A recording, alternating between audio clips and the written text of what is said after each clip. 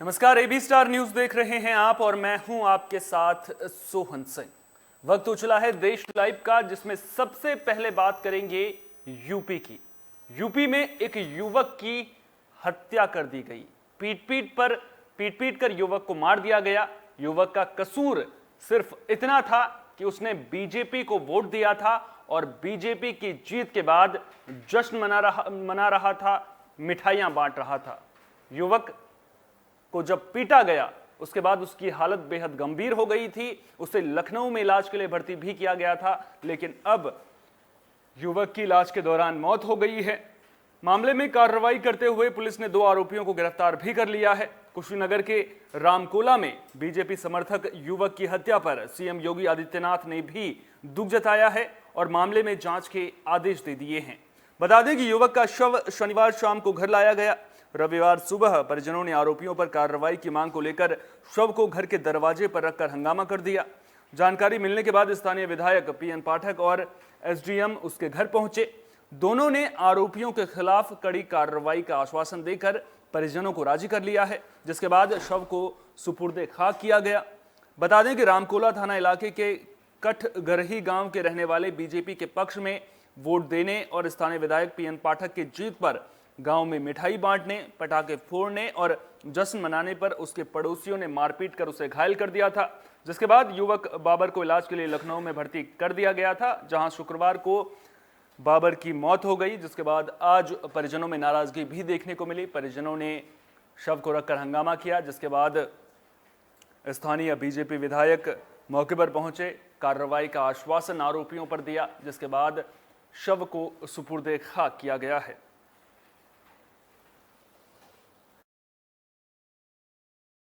Sir, मैं तो मुंबई था, मैं काम करता था मुंबई, और ये खबर पता चला कि हाँ इसको मार दिए हैं सब।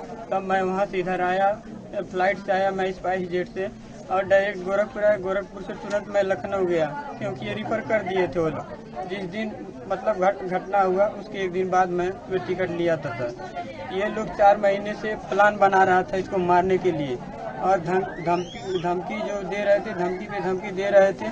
और उसके बाद से एक दिन पथराव किए, इसका घर फर तोड़ ताड़ किए, पूरे मारने वाले लोग जितने भी थे सर। उसके बाद से इसको मौका ढूंढ रहे थे, कब मारे सर। ये बस ये बीजेपी के प्रचार प्रसार में लगा हुआ था, और इसके लिए ये लोग बहुत मतलब इन लोगों का पूरा मतलब गुस्सा सर पे चढ़ गया था कि अब मार देंगे तब मार देंगे। कई बार इसको धमकी मिला, 10 लाख थाने में दे देंगे, मार देंगे, ये कर देंगे, वो कर देंगे। हमारा भाई बहुत दौड़ा, अपने मौत के लिए भीख मांगा हो, एसपी कार्यालय में गया, उसके बाद से थाना रामकोला में गया, उसके बाद डीएम साहब के पास गया, हर जगह FIR किया है, कोई सुनवाई नहीं हुआ है और ना ही कोई इसको बचाया है। लास्ट में लोग मारते मारते इसका जान ले ही ली। जी सर, और पूछिए क्या पूछना चाहते थे? साथ जो है प्रचार कर रहे थे जी सर, पीएन पाठक के साथ। क्या कह रहे थे पट्टीदार लोग, किसका प्रचार कर रहे थे? पट्टीदार लोग यही सोच रहे थे कि ये भाजपा को वोट ना दे, और ये हम लोग के साथ जैसे हम लोग रह रहे हैं, जैसे सपा जो भी है पार्टी, जहां हम लोग वोट देंगे तहां ये भी रहे, तो ये सोच रहे थे सर। लेकिन ये नहीं माना, बोला हमारा अधिकार है, मत अधिकार, मैं जहाँ चाहूँ वहाँ दूँ, जहाँ से हमको फायदा मैं वहीं वोट दूंगा। सच्चो है, जो भी इसमें बख्शा नहीं जाएगा। केंद्र सरकार की नीतियों के खिलाफ ट्रेड यूनियनों ने हड़ताल बुलाई है। आपको बता दें कि 2 दिनों के भारत बंद को बुलाया गया है, जिसमें केंद्र सरकार की नीतियों का विरोध किया जा रहा है। केंद्रीय ट्रेड यूनियनों के 28 और 29 मार्च के भारत बंद में all India trade union Congress, Indian national trade union Congress, centre of Indian trade unions, all India United trade union centre, trade union coordination centre समेत कई ट्रेड यूनियन शामिल हैं। दरअसल 5 राज्यों में विधानसभा चुनाव के नतीजों के बाद पहली बार बड़े पैमाने पर हड़ताल हो रही है। पश्चिम बंगाल और केरल समेत अन्य राज्यों में हड़ताल का असर भी दिखने को मिल रहा है। पश्चिम बंगाल में प्रदर्शनकारी रेल पटरियों पर बैठ गए, जिसके कारण ट्रेनों का परिचालन प्रभावित हुआ है। हड़ताल के चलते बैंक भी बंद हो गए हैं, लेकिन ATM खुले हैं। यूनियनों ने अपने संयुक्त बयान में रविवार को कहा था कि हमारी हड़ताल में रोडवेज, ट्रांसपोर्ट और बिजली कर्मचारी भी शामिल हो गए हैं। कोयला, रेलवे, इंश्योरेंस, डिफेंस, टेलीकॉम, तेल, पोस्टल जैसे अन्य कर्मचारी संगठनों का भी सहयोग मिला है। हड़ताल को मिले समर्थन को देखते हुए आम लोगों को दिक्कत हो सकती है। बैंकिंग, ट्रांसपोर्ट और दूसरी सेवाओं पर असर पड़ सकता है। वहीं एसबीआई ने भी कहा है कि दोनों दिन सरकारी बैंकों का कामकाज प्रभावित होगा। ऊर्जा मंत्रालय ने क्षेत्रीय और राज्य कंट्रोल रूम्स को हाई अलर्ट पर रखा है। सभी राज्यों और इलेक्ट्रिसिटी अथॉरिटीज को एडवाइजरी जारी कर कहा गया है कि हड़ताल के दौरान ग्रिड की मेंटेनेंस और स्थिरता को बनाए रखें। इस हड़ताल के दौरान क्या खुला और क्या बंद रहेगा वो भी आपको बता देते हैं। इस दौरान बैंक बंद रहेंगे, जिसकी वजह से अन्य बैंकिंग सेवाएं भी प्रभावित रह सकती हैं।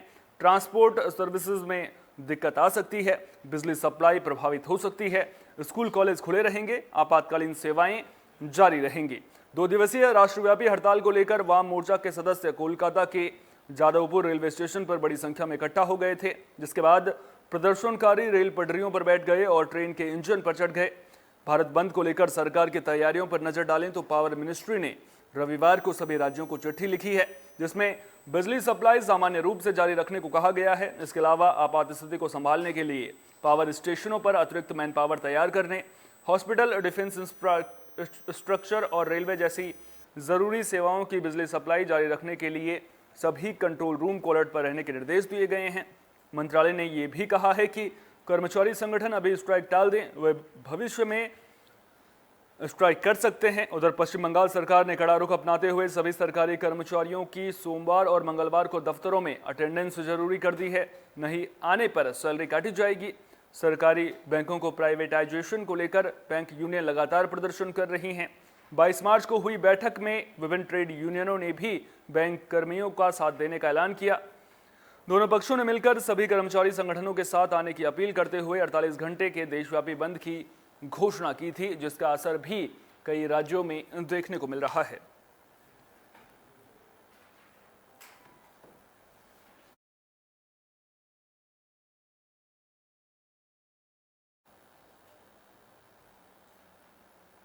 यूपी विधानसभा चुनाव के परिणाम सामने आने के बाद सपा गठबंधन को निराशा हाथ लगी थी, जिसके बाद अब मुलायम परिवार में भी दूरियां दिखने लगी हैं।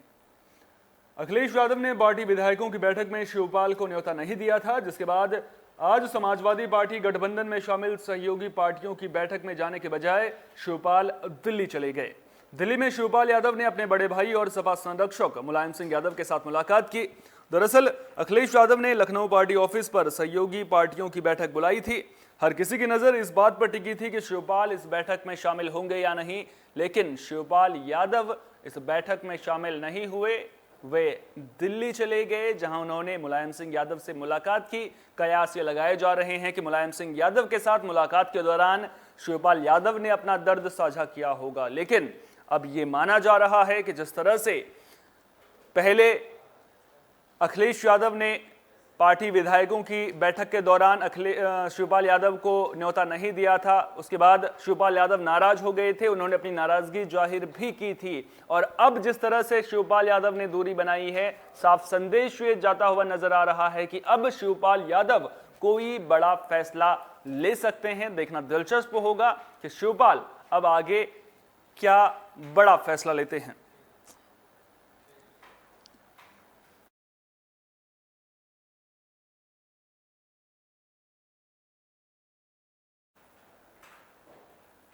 वहीं बिहार के मुख्यमंत्री नीतीश कुमार पर मंच पर हमले का मामला सामने आया था। उस युवक के बारे में, जिस युवक ने मुख्यमंत्री नीतीश कुमार पर हमला किया था, जानकारी सामने आई है। युवक की पहचान शंकर वर्मा के रूप में हुई है, जो बख्तियारपुर के अबू मोहम्मदपुर गांव का रहने वाला है, जो 2 बार खुदकुशी की भी कोशिश कर चुका है। सीएम नीतीश ने यह जानकारी मिलने के बाद बड़ा एक्शन लेते हुए युवक पर कोई भी दंडात्मक कार्रवाई न करने के निर्देश दिए हैं। वहीं पुलिस मुख्यालय ने सीएम की सुरक्षा में चूक पर हाई लेवल जांच शुरू कर दी है। इसमें दोषी पाए जाने पर कड़ी कार्रवाई के भी संकेत दिए गए हैं। बता दें कि बख्तियारपुर में गुस्साए युवक ने नीतीश कुमार पर हमला बोल दिया था। युवक मंच पर बेहद तेजी से दौड़ते हुए आया और सीएम की तरफ बढ़ा। सुरक्षाकर्मी कुछ भी समझ पाते उससे पहले ही युवक मुख्यमंत्री नीतीश कुमार के करीब पहुंच गया और उन पर हमले की कोशिश करते हुए मुक्का चलाया। इस बीच सुरक्षा कर्मियों ने तुरंत युवक को घेरकर कब्जे में कर लिया था, जिसके बाद युवक को हिरासत में ले लिया गया है। हालांकि युवक के इस हमले में सीएम को किसी भी तरह की चोट नहीं पहुंची थी। आपको बता दें कि ऐसा पहली बार नहीं है जब मुख्यमंत्री नीतीश कुमार पर हमला किया गया हो। बिहार विधानसभा चुनाव 2020 के दौरान मधुबनी में आयोजित चुनावी जनसभा के दौरान भी दर्शक दीर्घा में मौजूद शख्स ने सीएम नीतीश पर प्याज और ईंट से हमला कर दिया था। इस दौरान मंच पर मौजूद सीएम के सुरक्षा गार्ड ने मुख्यमंत्री की रक्षा की थी।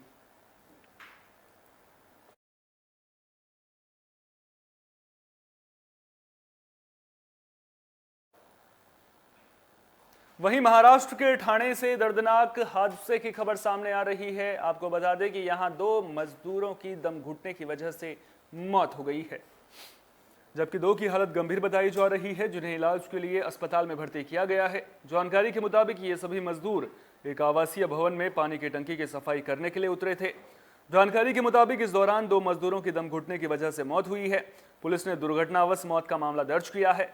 नौपाड़ा पुलिस थाने के अधिकारी ने बताया कि टंकी की सफाई के दौरान 2 श्रमिक की दम घुटने की वजह से मौत हो गई है। दोनों पीड़ितों के शवों को पोस्टमार्टम के लिए स्थानीय सरकारी अस्पताल में भेज दिया गया है, जबकि 2 अन्य का इलाज चल रहा है। अधिकारी ने बताया कि पुलिस ने दुर्घटनावश मौत का मामला दर्ज किया है। पुलिस मामले की जांच कर रही है।